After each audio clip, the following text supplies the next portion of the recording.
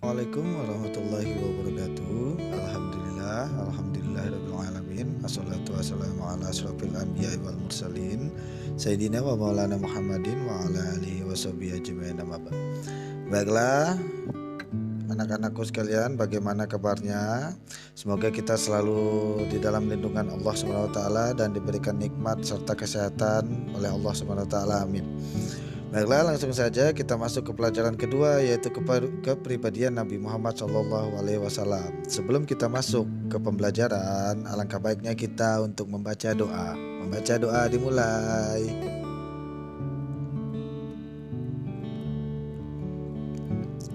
Berdoa selesai. Baiklah, langsung saja kita masuk ke pembelajaran yang kedua, yaitu kepribadian Nabi Muhammad SAW. Check it down. Ya, kita bisa lihat tulisan kaligrafi, yaitu Muhammad. Pribadi Nabi Muhammad SAW merupakan pribadi yang sempurna. Akhlaknya merupakan akhlak Al-Quran. Allah SWT sendiri memujinya sebagai orang yang pantas dijadikan teladan bagi seluruh umat manusia. Oleh karena itu, Nabi Muhammad SAW merupakan rahmat bagi seluruh alam. Bagaimana kepribadian Nabi Muhammad SAW? Mari kita ikuti uraian berikut ini. A. Nabi Muhammad SAW santun dalam menyampaikan kebenaran. Ayo kita amati gambar berikut ini. Apa yang kamu ketahui pada gambar ini? Bagaimana perasaanmu? Apa kamu juga sering atau pernah melakukannya? Nabi Muhammad SAW merupakan seorang yang sopan dan santun dalam bertutur kata. Beliau jujur dan tidak pernah berdusta serta luhur budi pekertinya. Beliau tidak pernah membeda-bedakan atau memandang seseorang dari status sosial, warna kulit, suku, bangsa, ataupun golongan. Beliau selalu berbuat baik kepada siapa saja, bahkan kepada orang jahat atau orang yang tidak baik kepadanya. Nabi Muhammad SAW mempunyai perilaku dan akhlak yang sangat mulia. Beliau memiliki budi pekerti yang agung, seperti tersebut dalam dalam firman Allah Subhanahu wa taala surah Al-Qalam ayat 68. Yang artinya, dan sesungguhnya engkau benar-benar berbudi pekerti yang sangat luhur. Bagaimana sikap Nabi Muhammad SAW terhadap kaum kafir Quraisy? Ketika kaum kafir Quraisy menuduhnya gila, beliau tidak marah. Beliau tetap teguh, tenang dan sabar.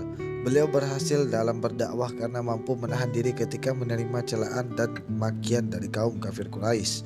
Allah Subhanahu wa taala telah mengutamakan dan menyempurnakan sifat dalam diri Nabi Muhammad SAW sehingga beliau pantas menjadi teladan semua umat manusia. Nabi Muhammad SAW telah terbiasa santun dalam menyampaikan kebenaran. Yang selanjutnya, apa yang dapat kita teladani dari kepribadian Nabi Muhammad SAW? Yang pertama adalah santun dalam berbicara. Dalam tutur kata, Nabi Muhammad SAW selalu mengedepankan kefasihan dan keindahan. Tidak berbicara spontan namun penuh dengan persiapan. Nabi Muhammad SAW terkenal sebagai orang yang paling fasih bahasanya, baik ucapannya dan teratur penjelasannya.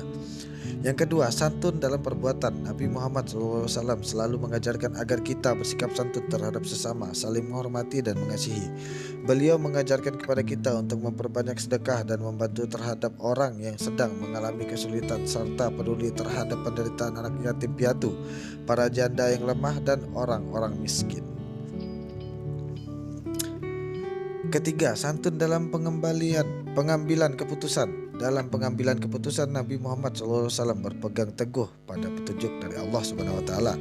Beliau tidak pernah salah dalam menentukan sikap karena beliau adalah orang yang bijaksana dalam segala hal.